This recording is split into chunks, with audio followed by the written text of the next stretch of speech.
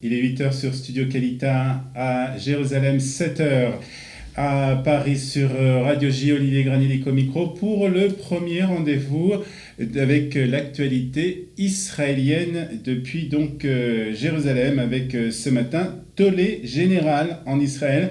Après la publication par Yair Lapid, un des chefs du parti Kahol Lavan, d'un film qualifié d'antisémite. Un clip qui se moque ouvertement du Likoud et qui met en scène une conversation du groupe fictif sur la messagerie WhatsApp. Dans cette conversation, on peut en tout cas voir les dirigeants de plusieurs partis orthodoxes qui sont appelés à soutenir la candidature de Binyamin Netanyahou en contrepartie de leur soutien. Les dirigeants des partis orthodoxes demandent des subventions de plusieurs millions de shekels.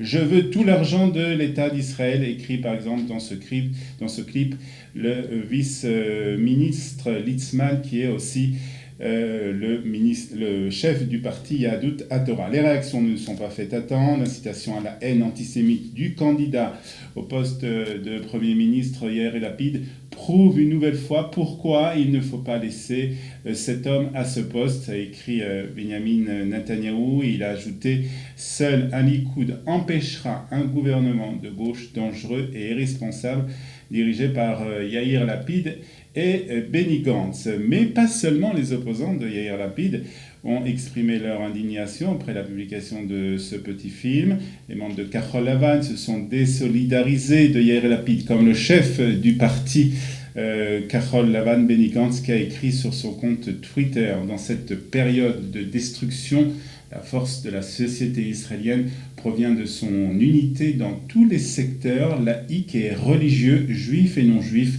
gauche et droite. C'est comme cela que les dirigeants israéliens doivent se comporter actuellement, a souligné Benny Gantz. Et puis en réaction, Yair Lapid a préféré attaquer le Premier ministre en écrivant lui sur son compte Twitter: incroyable, Netanyahou, qui est le plus grand incitateur à la violence de l'histoire d'Israël, m'attaque pour une blague sur WhatsApp, a donc répliqué Yair Lapid.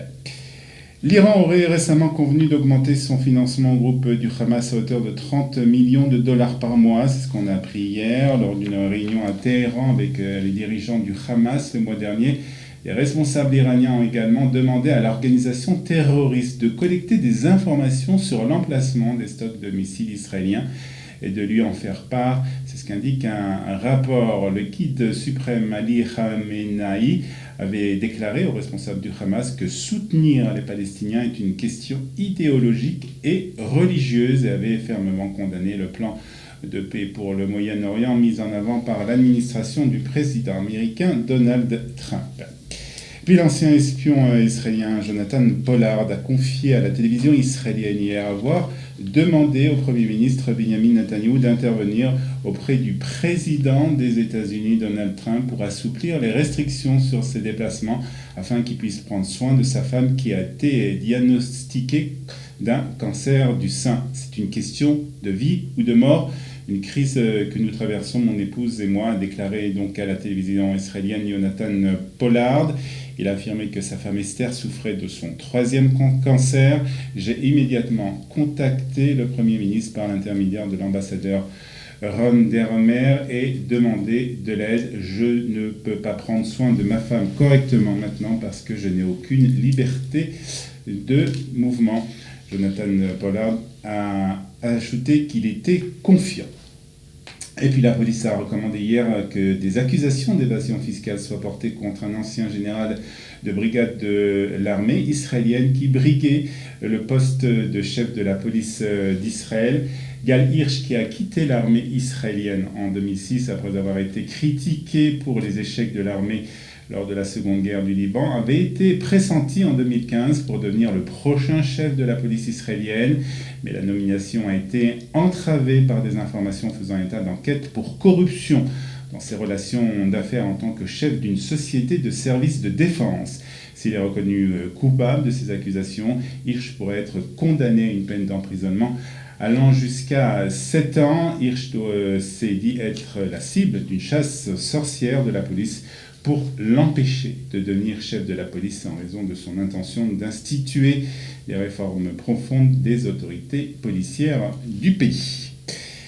Et puis, sachez que les yeux seront tournés vers la bourse de Tel Aviv ce matin, après que les marchés boursiers du monde entier ont enregistré une baisse significative hier.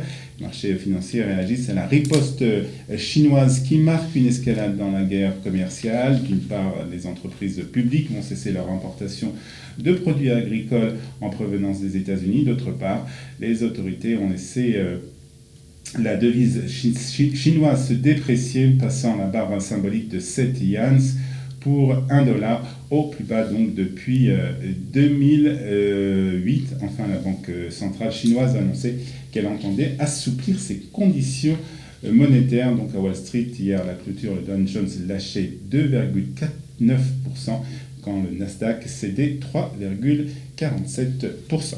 On termine par la météo de ce mardi 6 août, 5 Av, 5779.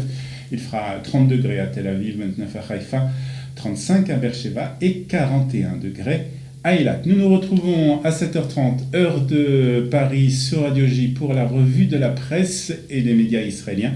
Il sera à 8h30 ici à Jérusalem, à Studio Kalita.